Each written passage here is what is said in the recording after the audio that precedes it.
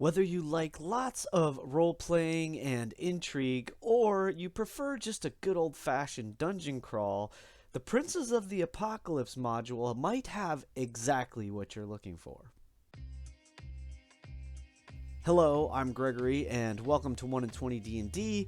This is DnDaily, my daily vlog where I share thoughts about Dungeons & Dragons and other role-playing games. And today, I want to address a little bit about the Princes of the Apocalypse, which is a module, of course, for 5e D&D that is available from Wizards of the Coast.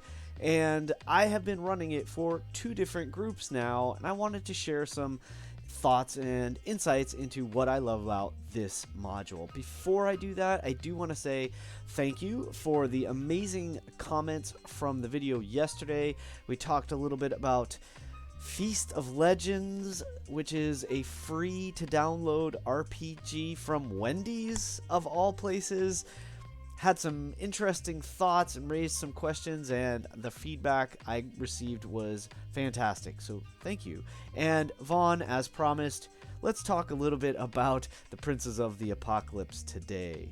Now this here is the image that you will see on the cover of this fantastic module, and as I mentioned, it is a 5e Dungeons & Dragons module. Now, I'm going to stay pretty high level in this. This is just a vlog. It's not intended to be any kind of a review or to go really deeply in depth into what you can expect to find in this module or how to run it or anything like that. I just wanted to share some thoughts about why it's been working for me and my groups and how that might roll into your groups, what you might be able to take from this module.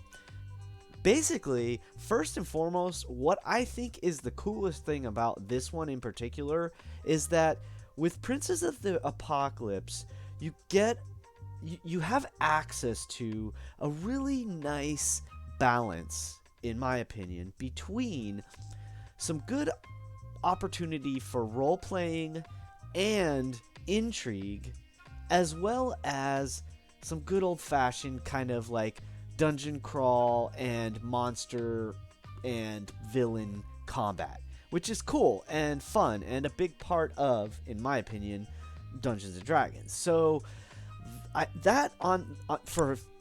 beyond anything else, that to me is probably the highlight of this module, is the fact that it's so easily adaptable to whatever your playstyle might be, because you could easily run this with a pure or a primary focus on role-playing and intrigue and that sort of thing. There are enough NPCs provided both in town as well as outside of town, let's say, to avoid spoilers, that will give you a good amount of people and individuals, let's say, to draw from to present to your party and have them interact with. And what I've experienced from my 2 different groups is that the first group didn't seem to do that quite as much. They were sort of the more cavalier, like, we know we're here to do good.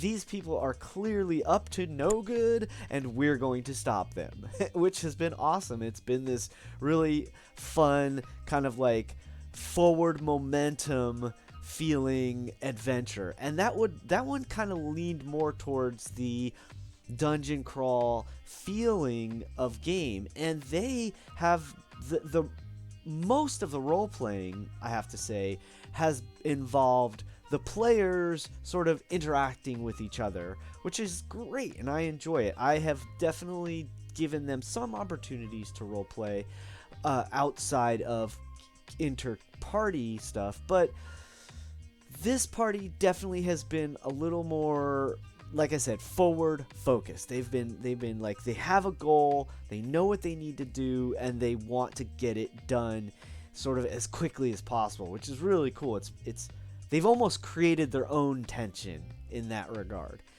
Whereas my other group that I'm running is definitely taking a completely different approach. They're much more interested in, well, for instance, lore. They're more trying to uncover the mystery.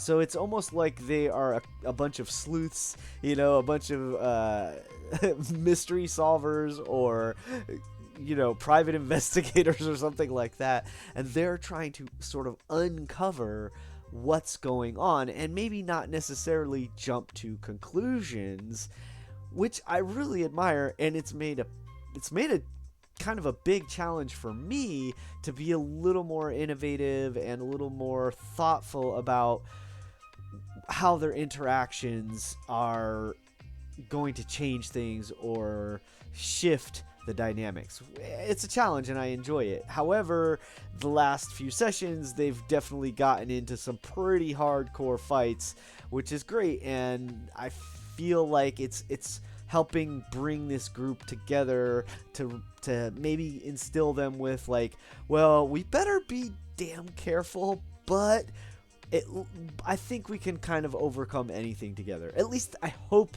that's what it's starting to instill in them.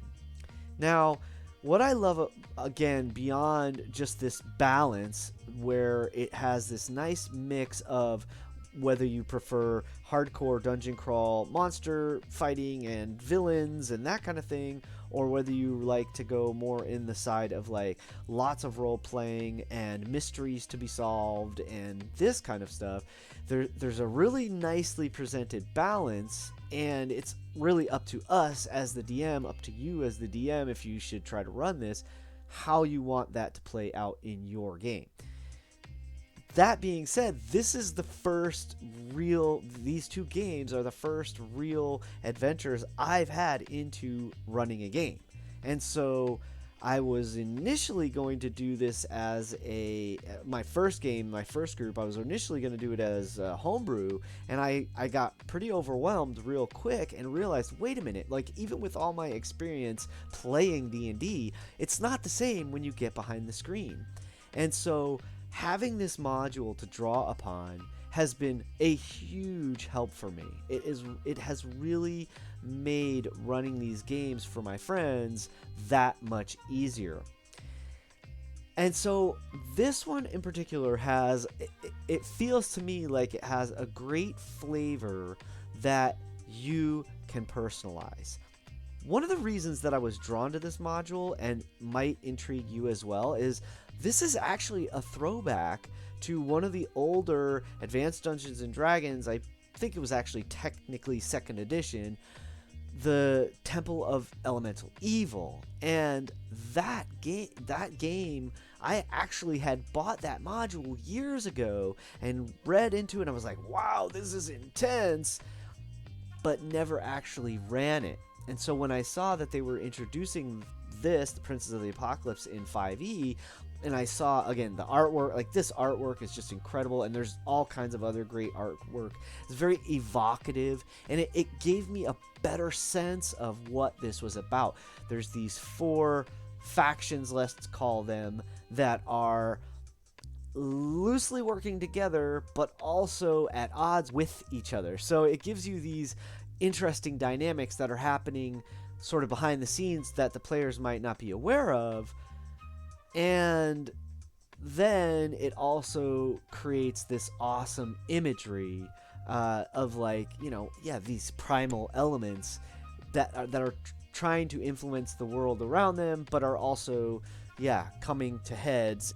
And what does that mean for the world at large? So I really enjoy this, and again, this one is definitely suited, I think, for any kind of party and any kind of play style, if you're willing to take just a little bit of time and decide, as the DM, how you want to run this game. And I didn't feel that way the first time I ran it, and I'm not quite done. We're getting close. They've dealt with 3 of 4 of the sort of big bads in here, and I'm looking forward to what this kind of final showdown might look like, whereas the other group has just barely started to scratch the surface, and that's fun. So I have this wonderful moment where I can sort of draw on the experiences that I got from the first run through and use that to spice up this second run through, which has been a huge help for me. So I will probably go more in depth into this adventure module in the future. For today, I just wanted to share with you this, like, what I think is the most awesome element. I guess that's a pun. The most awesome aspect of this module is that I love the fact that it's balanced and presented in such a way that it's easy to adapt to your table. I hope to see you at a table someday. Keep rolling 20s until then. And remember, it's your game. Play your way.